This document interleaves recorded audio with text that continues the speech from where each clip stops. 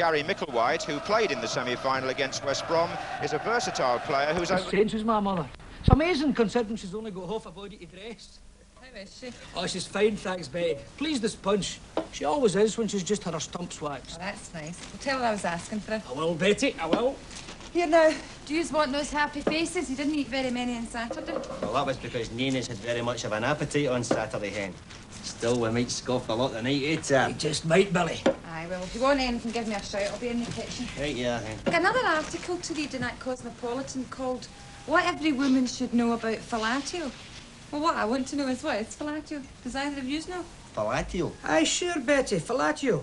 It's that football game with the wee men that you flick about there. No, Tam, that is sabutio. Oh, aye. Aye, right enough. Well, what is fellatio, then? Here, is it know that special style of defensive football the Italian clubs use? Correct, fellatio. Aye, I knew I'd heard it somewhere before. Is that what it is? I think I'll read something else then. Oh, I wouldn't mind to read it that when you're done with it, hen. Aye, me no, Betty. Sounds very interesting, that. OK. I never knew that magazine had articles like that in it, Tam. No, me neither, Billy. I thought it was all about sex. Oh, hey, talking of sex, Billy, I am knackered. Aye, you looked tired, Tam. What were you doing last night? I was up the White Elephant. Oh, I don't know her. No, Billy, no, it's a disco. I lumbered that wee bird I was telling you about. You know the one I think looks like Debbie Harry? Blondie? Aye, she's a dead ringer for Blondie. Right enough, close up you can see the roots. But in a dark night, a bit of a distance, she's a real wee cracker. And you managed to lumber her? I most certainly did. I reckon it was my rugged charm and my handsome good looks that done the trick. Right enough, it might just have been the deodorant. I'd first splashed on the brute. For once, I was sure I wasn't honking. No, I reckon it was on the cards that I'd lumber her. Oh, you're a lucky man, Tim. She sounds like a right stoter. Oh, she is, Billy, she is. I mean, I knew right away. I took one look at her and I says to myself, Tam, son, this bird's got a bit of class. She requires the special treatment. So I decided to lash out. And I nipped into the lavvy in the station and I got a packet of Hawaiian Sunrise. Hawaiian Sunrise? Hawaiian Sunrise. I brought them along to show you, Billy. Nice colours, eh? Oh. Paul, remind me of those wee boxes of crayons you used to get up the nursery school. Here, listen to this. For extra strength and sensitivity and increased pleasure for you and her, use Hawaiian Sunrise. Different colour for each night of the week. Let this pack transport you to a far-off land of erotic bliss and sultry sensuality. Hot summer nights, palm trees caressed by a gentle breeze. Hawaiian Sunrise for the sensuous romantique. Electronically test it. Oh, that, and you don't get her up the stick. Aye, it's well worth the extra 10 pence, Billy, I'm telling you. When I knew right away, I took one look at her and I says to myself, Tam, son, this bird's a real goer. So I pulled her into that wee lane. You know the one off Buchanan Street where they're doing all the demolition work, where they've got the corrugated iron and the gang slogans? The one where the guy was stabbed last year, you can still see the dried blood on the pavement? Correct. You know the one? I thought, Tam, son, this is just a spot for a wee bit of erotic bliss. But no Vina. No way. Vina? Is that her name? Aye. It's nice, isn't it? It's unusual. You know what she done, Billy? What? She done something that I found really touching. What? She slapped me. Hard. Right across the face. Christ, I thought my jaw was near broke. And you found that touching? Aye. How? Well, because it meant she was a quality bird. And that's what I've always wanted. A bird with a bit of class. I mean, most birds would have let me go straight ahead. Well, understandably. Can't be easy for birds to resist a guy like me. But no Vina. No way. She was having none of it. She says, you can walk me to the square till I get my last bus home. So that is what we done. And we sat down on that wee bench beside the Information Bureau. And you know something? Believe it or believe it not, Billy, I actually started apologising for what I'd been trying to do in the lane. And she seemed to relax a wee bit. And she stopped, clenching her teeth. I even managed to prise her wee fist open. Oh, hey, and it was that nice just sitting there. I mean, it didn't look like Glasgow at all with all these statues and things.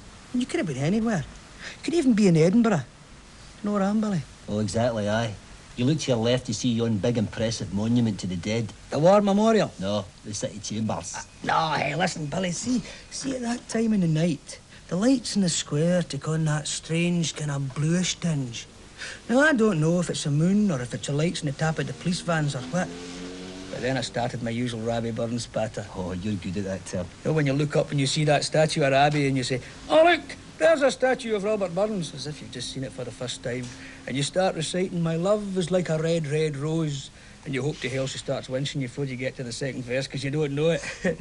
Mind you, though, Billy, I must say, it is very awkward where they have placed that statue of Rabbie. How? Well, it's at the back of you. I mean, they should have stuck it where everybody can see it, where that one of Sir Robert Peel is. I mean, you're hardly going to turn to a bird and say, "Oh, look, there's that bloke that started off the police force, eh?" Bastard. No, but see, Billy, see just sitting there with Vina, it was that quiet and peaceful. Just the occasional sizzle of a starling being electrocuted by the corporation. And I got talking to Vina about starlings. I started saying daft things like how flocks of starlings reminded me of football crowds. And she says, "How's that? Is it because they're no particular where the day they lavy?" No, listen, I wasn't bothered by that, Billy. What you know? No, not at all. I thought it was really nice. And I wish that birds could talk to you like that all the time. And I said, I don't know how it is that flocks of starlings remind me of football crowds. I reckon it's got something to do with the way they all get together and enjoy a really good sing-song, regardless of the weather, as if they're glad to be alive. You know what, Billy? Right then, at that very moment, the starlings started singing out. Oh, it was as if they'd heard me. It was pure magic. And then she says, "Oh, look, here's my last bus. I'll have to go or my ma will kill me. I've got to get back to Berlanark." And then she kissed me. Right there. In the cheek. Right where she'd slapped me. Oh, and it was pure magic. And all the way home, the starlings were still singing out. And then it started to rain. And my shoes were leaking. God, that was some story, Tam. Nearly made me forget all about Argentina there for a minute. Still, you have to come back to reality, don't you? Aye, right enough, Billy. Otherwise life would be too enjoyable. Do you know a funny thing, Billy? What? Vina bears a very strong resemblance to Heather. Heather who? Lassie in the back of the beer tin. Oh, there she is, my wee beauty. It's never been the same since they scrapped you, darling. See that, Billy? Now, that is a collector's item. Can't buy these anymore. I've had that with me ever since the Munich World Cup 1974, when I stuck the heed in that big Bavarian in the beer cellar. Oh, Heather, you wee beauty. That'll be Jim. Sorry about the bell, Tam. It's all right, Billy, I can take it. Hello, Tom. How do you there, James? All set for a victory tonight then, Jimmy? Oh, well, I hope so. My tenner's at stake. You can't afford any slip-ups tonight. There you go, Billy. Oh, thanks, Jim. Hello, Jimmy. Hello, Betty. There's your happy faces. Oh, and speaking of happy faces, I read that article about Fallatio. Aye. You and Tam were having me on, weren't you? Telling me it was all about football. Fallatio. You must think I'd swallow anything. I think she's very upset, Billy. I don't know how. You mean you don't know why? If you don't know how, that is probably why. Maybe she thinks you're neglecting her, Billy. Oh, come on, Jimmy. I give her a big enough slice out my wage packet. More than most husbands. I don't think that's what she needs. Maybe she needs a wee bit of affection. Aye, well, it's hard to be affectionate when you've been rolling barrels about all day. All right, I'll go and speak to her. Christ, 3 minutes. You know, Tom, sometimes I'm glad my father's not here to see what's become of his wee lassie. He was that proud of her. He's quite a guy, your father, wasn't he, Jimmy? Betty's told me a lot about him. Communist, wasn't he? Aye, they chucked it after Czechoslovakia. Did he know I waited for the return leg at Hampden? Oh, hey, that's a cracker, eh? I don't know where I get them from. Football and socialism, they're his two great passions. Hang on there a wee minute now, Jim. Now, I mean, let's face it. Socialism is all right in theory. Doesn't it work in practice? Eh? If Lenin was so clever, how come Russia's never won the World Cup? Oh, Just made it. here's Prince Charming. After a very quick bit of affection. Nah, she's all right now. She's quite happy in there brewing tea and reading her romantic novels. Do you know a very funny thing, Billy? What? I was in two minds whether or not to wear my kilt tonight, but I have decided to give the boys one last chance. But see if they blow it tonight. That's me. The kilt is for the AF. What tapping is it, Tom? McLeod of Argentina. 22 checks, one for each member of the pool. Very unusual, that, Tab. Oh, you know me, Billy. I like to be a wee bit different. Aye, well, there's no way the boys will let us down tonight. They'll be out to show us that Peru was just an off game.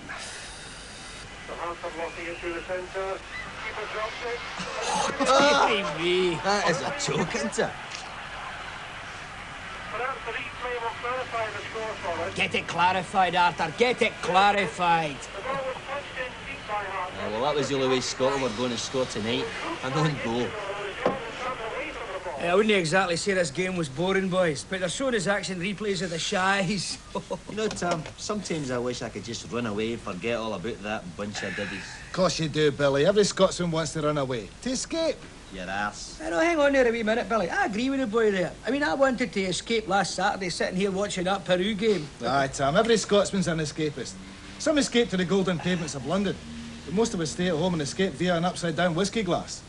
Do you know even Robbie Burns wanted to escape? To a warmer climate. Oh, do you know what they call the aeroplane that flew the Scotland squad to Argentina? The Robbie Burns, in honour of our national bard. It's in my scrapbook. But why should we have this desire for flight? Cause it would take about 6 weeks in the boat. So Robbie finally made it, eh? He escaped to the sunshine. Aye, but they'll be flying back again. Of course Scotland doesn't let our children go that easily. Exactly. Oh, and the booze, too. Another form of bastard mysticism. Nirvana for the working man. We top up there, Billy. Football and booze, the working man's self-transcendence. Satori on Saturday. Jimmy, turn it up. I'll get it, Billy. I've got a magic wand. Right, come on now, boys. Goal difference is what's important tonight. Score a barrel load. Half like a bloody ballet dancer. Bite his leg. Not like Cato. Bump him. Come on, Kemmel, you baldy way backhole. Oh, no! Jesus. Oh, that's it. That does it. I'm not sitting here any longer being made an arse of by these diddies. To kilt is for the aft. You did, Here comes the Willow Cup Wally. Oh, hey, but you look at that action replay of that goal there. That bloody Arab's moving slower than a clap-took Ford Cortina. I'm not watching any more of that shite. I'm going to sit here and look at Heather. She never lets me do. Give me a shout if anything exciting happens, like the final whistle. I think it's all over as it is, Tam. There Alan McLeod sitting with his head in his hands. He comes home, be walking down Socky Hall Street with his head in his hands. That mob couldn't score in a brothel. Game finished? Aye, it's finished all right. How'd you go on? We lost one each. One each? Oh, well, that's an improvement. That's exactly what we were saying, Hen. What a wonderful result. Yeah, I wish you'd eat these happy faces. Come on, Tam. Bastard.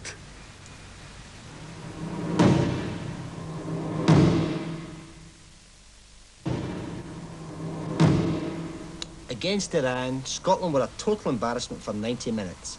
To qualify, we now face the impossible task of having to beat Holland, probably the best team in the world, by 3 clear goals. Christ. We've been in the finals of the World Cup now, what? 4 times. We haven't managed to beat a team better than Zaire. What do you do with a nation like that? I ask you. Entree! That bell has got to go. How do you, Billy boy? How's it going, son? Oh, I see you're still in the kilt. Aye, well, it's funny how you can relax when you know your team's got no chance. You don't get so worked up when you know they're a bunch of diddies. It's funny, isn't it? Aye, that is funny. Oh, have you heard the diner? It's funny you should say that and all, Billy, because I took your advice. I asked her up to the house last night. Oh, yeah, I must say, that is the great thing about having a name like Tam Fraser. I says to her, do you fancy coming round to my place, Hen? You have probably heard of it. The House of Fraser. Oh, good one, that. See, talking of names, Billy, I must say I've always found yours a bit peculiar. I mean, now don't get me wrong. I think Billy's a good name for a Protestant. I mean, I wish I was called Billy, you know, King Billy and all that. But it's always struck me as a funny name for a Catholic. Well, you've got Billy McNeil, Billy Connolly. They're both Tims. Ah, but that's different. They're both famous. They can do what they want. No, I've never quite figured out how you can buy that name. Did your ma just like it or something? No, Tam. She never liked it. See, that's where my bad luck comes in. I mean, I'd have been all right had I been born a week earlier, or even a week later. You see, Tam, I was born during Christian Unity Week. No. Aye. That's a bad break there, Billy, son. You've got my sympathy on that one right enough. Thanks, Tim. See, what happened was, we've got this wireless in the maternity ward, and some old pervert's rabbiting on about Christian unity. So my ma's knocked out with this guy. And she decides to call me the most proddy name she could find. So there it was, Billy, a mere Catholic. Christ's sake. Exactly. That's exactly what my mother says when I asked her what she'd done it for. She says, Billy, son, I'd done it for Christ's sake. Bastard. Oh, sorry, Tam. I meant to take it out last night. Here it's in morning as well. Tom? How do you there, James? Oh, I see you're still in the kilt. Aye, well. All set for the massacre tonight then, Jimmy? Aye, there you go. Oh, red. Oh, a wee change, eh? This time I've come prepared. Oh, rosary beads. I thought you'd geared up the faith years ago. Aye, I did. I just thought they might come in useful. What for? Praying for victory? Nah, keeping the score. Bloody fiend patter. Hey, what are those books there, Jimmy? News from nowhere, and Das Kapital. What? News from nowhere, and Capital. Capital? Oh, aye, that's a dead good wee book, that there. I've read it. It's all about Edinburgh, isn't it? No, Tom. Das Kapital is definitely not about Edinburgh. Beg your pardon, Jimmy. Das Kapital, you says. Ah, yes. That's the one that Adolf Hitler wrote, isn't it? No, Karl Marx. Ah, well, I knew it was one of these extremists. Hello, Jimmy. Oh, here. Is that Karl Marx? Right. My dad used to have a picture of him above the mantelpiece. Oh, did your ma no object? No, she was that short-sighted she thought it was the Sacred Heart. That's a cracker, eh? How you getting on anyway, Jim? You not found a job yet? I've been a librarian at the university for the last 2 years. So you've not found a job yet? Get your money. Now, listen, what exactly is it you do up at that library there, Jim? Well, I read a lot. I nourish vague ambitions of transforming the popular image of the Glaswegian. Oh, I see. From the moronic to the Byronic. Oh, here, wait a minute. Tam and me, we's bionic as it is, aren't we, Tam? We certainly are, Billy. See the guys up at the Bond, they've got nicknames for us. A bit like Butch Cassidy and the Sundance Kid. Oh, aye. What do they call you? Rigor mortis. And the Shitehouse King. I reckon the guys up at the Bond realise that me and Billy do not fancy rolling barrels all day for the rest of our lives. Correct. Is that what you do? Roll barrels all the time? All the time. We roll them up and we roll them down. And we roll them round, and we roll them round. Day in, day out. Year in, year out. Sisyphus. What? Sisyphus. Well, no. No, as a matter of fact, it cleared up after I got the injections. How'd you hear about that anyway? Oh, Tam, Sisyphus. It was a Greek guy. He had to push this heavy weight up a slope, and then he had to let it roll back down again. So, he had to start pushing it up again. Forever. It's a symbol of the damned. Aye, sure. Yeah, that's Sisyphus, yes. Aye, got you. He was a Greek guy, wasn't he? Aye. Must have been the usual Bond he worked in. Where do you get them from, Tam? I just make them up. See, what you got to watch up the Bond is, Jimmy, the hoops that go round the barrels, because he gets sharp with a rolling about all day. See up the work when your gaffer says, get the finger out, lads. He really means the finger. Most of the boys have only got the one.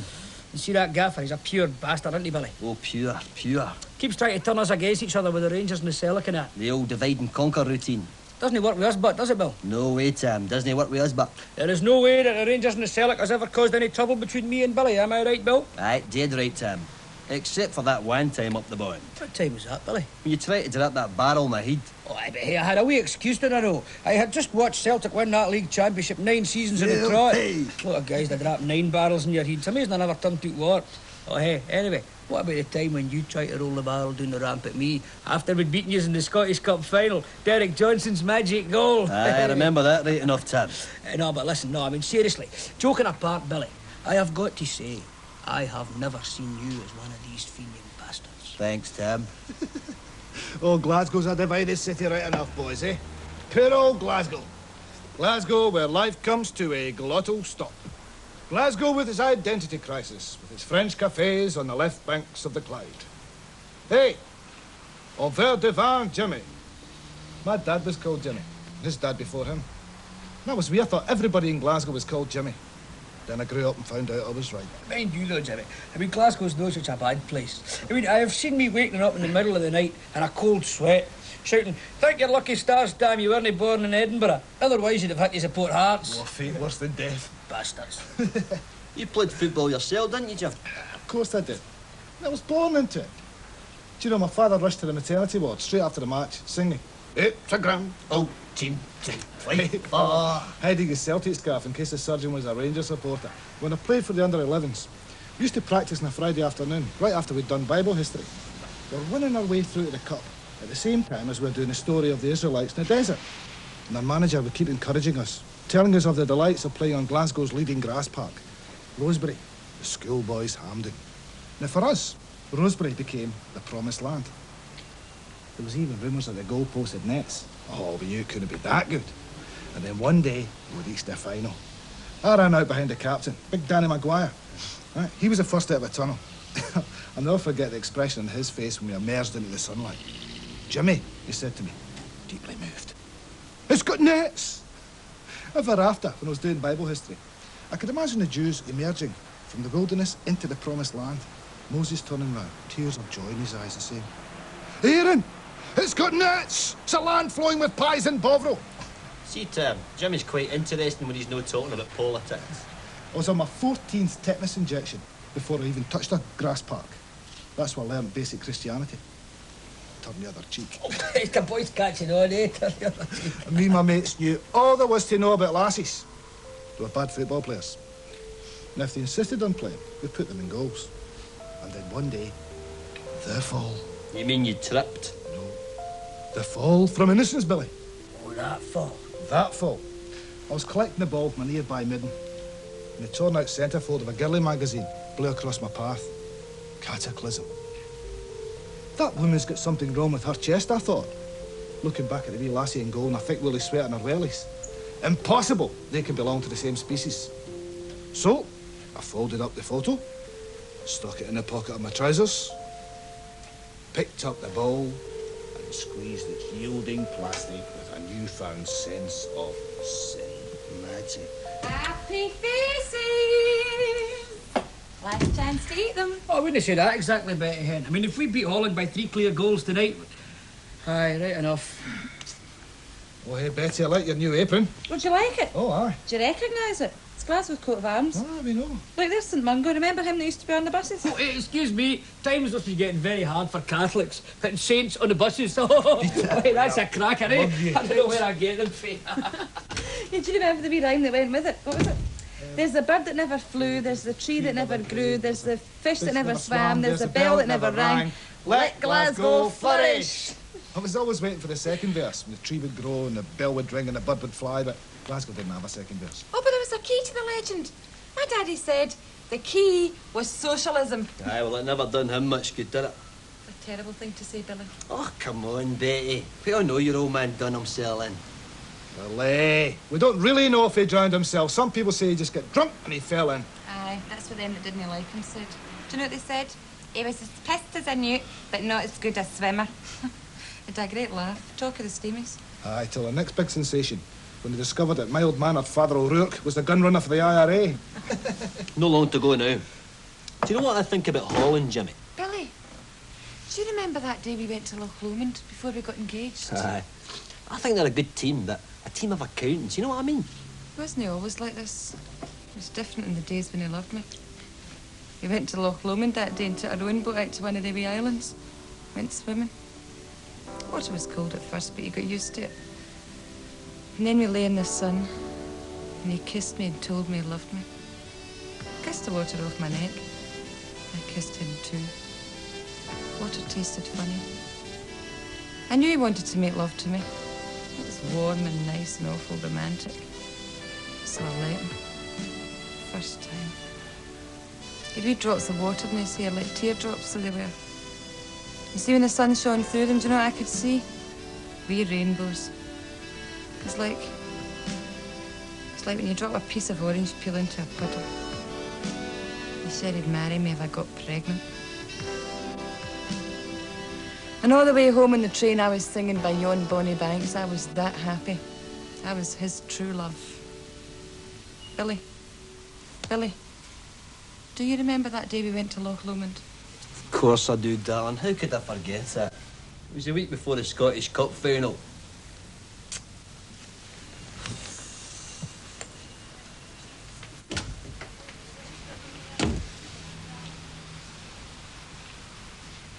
He's buried in that wee cemetery at the foot of Abercrombie Street, near Brishton Cross. He always liked that wee cemetery. He used to say, "Son, for a graveyard, it's got a hell of a lot of life about it." The weavers are buried there. Them that were shot in Glasgow Green for refusing to be treated like slaves. I knew there was something wrong with him that day. It was the day before he killed himself. He walked across the road and to that wee tropical aquarium and looked at the fish. And he said, "It's beautiful underwater." And he turned to me and he said, "Son, have you ever thought of emigrating? You could go and join my brother in Australia, get away from this land of baggy minis, go with us heat and light and colour." Then we walked along the Gallagate, and he showed me that spot near Lizzie Allen's clothes shop, where William Morris made his great speech of socialism of the heart. Not the scientific socialism of Karl Marx, but the socialism of... "You all right, Jimmy?" Then he asked me if I still had that copy of the book he gave him for my birthday, News from Nowhere, and how I should always remember what he'd written inside it. The next day he drowned himself. You all right, Jimmy? Eldorado? The this side of the Solway Firth. Hey, Tom, hurry up. The game's about to begin. That was a cracking equaliser by Dalglish, wasn't it? Aye, well, at least it's not humiliation, eh? Mind you though, Billy, I reckon we're going to have our work cut out getting 3 goals in the second half. Do you know what I think? I think we've got in goal difference, like the last time. The gallant losers! Don't say that. That was terrible that last time. I mean, the boys played that well too. I'll never forget the crackle in Big Arthur Montfort's voice when he realised it was all over. The gallant losers! We're the only nation that takes pride in defeat. We're scared of winning because winning involves responsibility. But the gallant losers, that's safe. Jesus Christ. We think we're just the same as Iran or Peru, but we're not. We're a great nation. Correct. I mean, you only have to look at our history to see that. Look at all the things we've invented. Penicillin, television, millions of other things. But that's the irony, Billy. Scotland invented the industrial machine from which football is the escape. I mean, look at the names. Kelvin, Watt, Fleming, John Logie Baird, Adam Smith. Derek Johnson. We've always been very good with the heat, Jimmy. But do you know one thing we didn't discover, Tom? We didn't discover who we really are. We believe what the colour supplements tell us of the marauding tartan hordes. Scotland has never found its true identity. Your ass. Hang on there, Billy. I think you've got a point there, Jimmy. Do you know what we could do now, Tom? We could invent a new identity for ourselves. Just think about that. We've got the oil, we've got the money, we've got the brains. Aye, we've certainly got the brain. And the greatest thing of all is, we're we. Small is beautiful. Scotland could become the world's first ecological, decentralised, self-sufficient democracy. You've been reading the science fiction again, Jimmy. Oh, Christ, it's like buying your head of a brick wall. I don't know. Maybe it's too wet in Scotland to be utopia, eh? Oh, I don't know about that, Jimmy. This Scotland's just opened a new solarium. Well, we need to get wise to what's happening. Billy, do you know the worst part of Europe to live in the event of a nuclear attack? I must say, James, it's not a question I ask myself a lot. Central Scotland. Your ass. It's true. There are more nuclear weapons stockpiled in this part of the country than in any other part of Europe. Mind you though, Jimmy, that is the great thing about living in Glasgow. After the bomb, it'll no look much different. Someday in our lifetimes, yours and mine, Scotland will be consumed by fire. And there'll be no more songs of banks and braes. And me and my true love will never meet again, unless it's in a fallout shelter. Next time you read headlines about the Scots pillaging a few bits of Wembley turf, think about those hills around Loch Lomond. Think of what they've done to Scotland. Mind you, when it happens, we might never notice. We'll be too busy watching the game. Your ass. Oh, look, don't get me wrong, Billy. Don't get me wrong. I mean, I love the game. But do you not think that maybe, just maybe, it takes our minds off more important things? What is more important than football, Jimmy? Politics, nah. Fuck your ass. You wouldn't miss the game to watch a party political broadcast, would you? No, it's just that sometimes, Billy, I think that football and booze are like... They're like joy seed in water. They keep us contented, but they keep us in our cage. Arses. You don't know what you're talking about, Jimmy, son. Watch this. I'll show you something. You clap your papers on this wee experiment here. There you go, Joy, son. The door's open. Piss off. Now, I must have done that to wee Joey there about, I don't know, about 1,000 times. And he's no flown away yet. I would love it if he flew it just once. Now watch this. There you go, Joey. The window's open, the door's open. Away back to Australia. See that bird?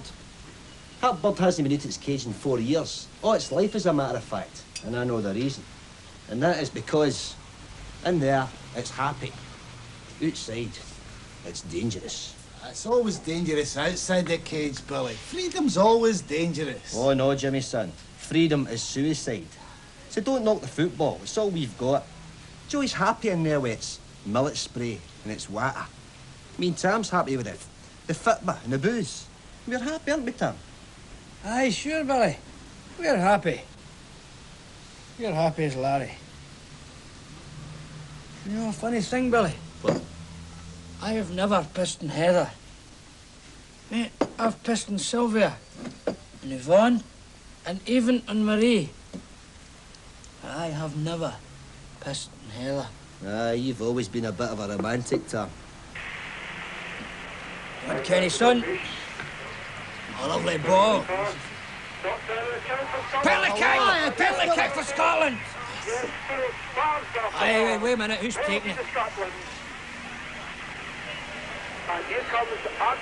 Oh, they bother, it's in the bag. Yeah! 2-1, boys. 2-1 for us. Because of how these rosary beads, I've been making a big mistake all my life. Nice mate. Well, son. Get it first. One Kenny, boy, on your own. Oh, all right. That's his goal. Yes, that's one at his son. Look at that! Look at that! Go to date, boys! Bruce Reyes mounts the marble lip of the Mendoza Stadium, the World Cup firmly in his grasp. The nations of the earth bow down to Scotland, the new champions of the world, a nation's pride restored. The national heroes returned on their Rabbit Burns aeroplane to Tartmadeck Crestwood Airport. The A74 is lined with cheering fans as the heroes smelled and waved from atop an open-deck bus. A national holiday is declared. Socky Hall Street is renamed Ali MacLeod Boulevard.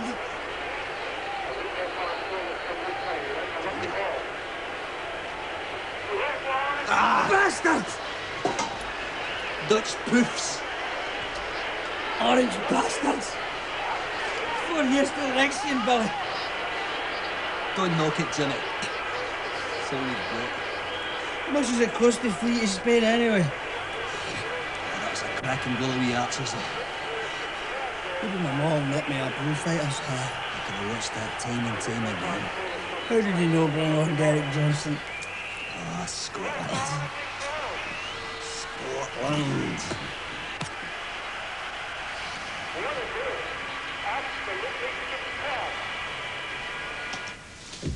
Happy faces! Oh my God. 2 unconscious and 1 unplugged. Some people go all worked up about nothing. Joey! Oh, Joey. My wee Wayne. Who opened your cage? Window 2. But you didn't fly away, did you? No, you didn't leave your mammy. The bird that never flew. Is it all over? Aye, it's all over, Betty. I think it's all over with me and Billy, too. What? Well, he doesn't love me anymore, Jimmy. I'm no daft. I got a separation ages ago. Say it's bad for a budget to come to a broken home.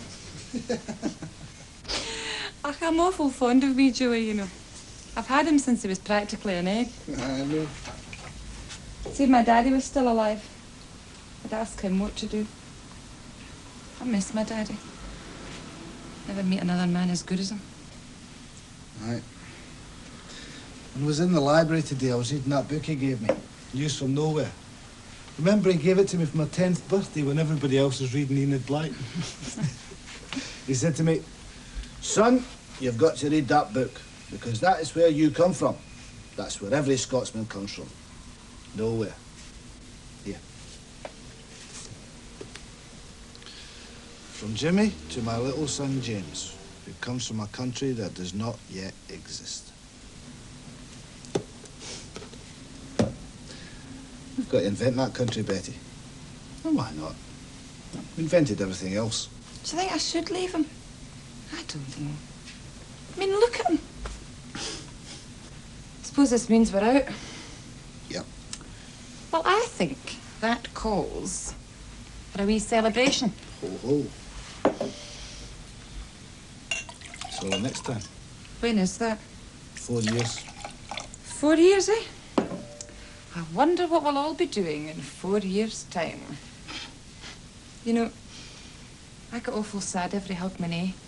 And I remember my daddy standing round the fire, playing Auld Lang Syne in the movie, and no letting us near the drink. Do you remember? Aye. Auld Lang Syne, that was his favourite song.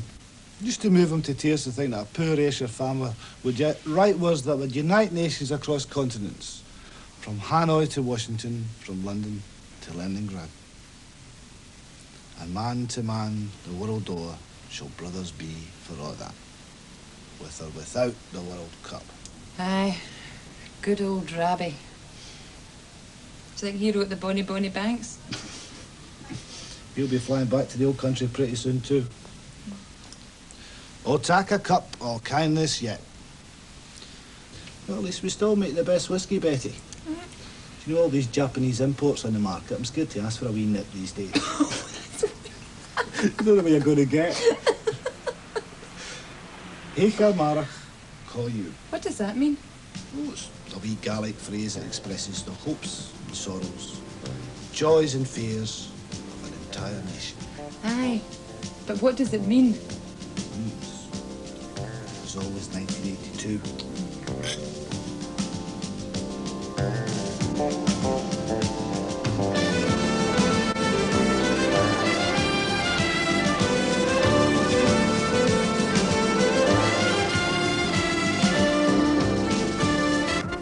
Here he is, the littlest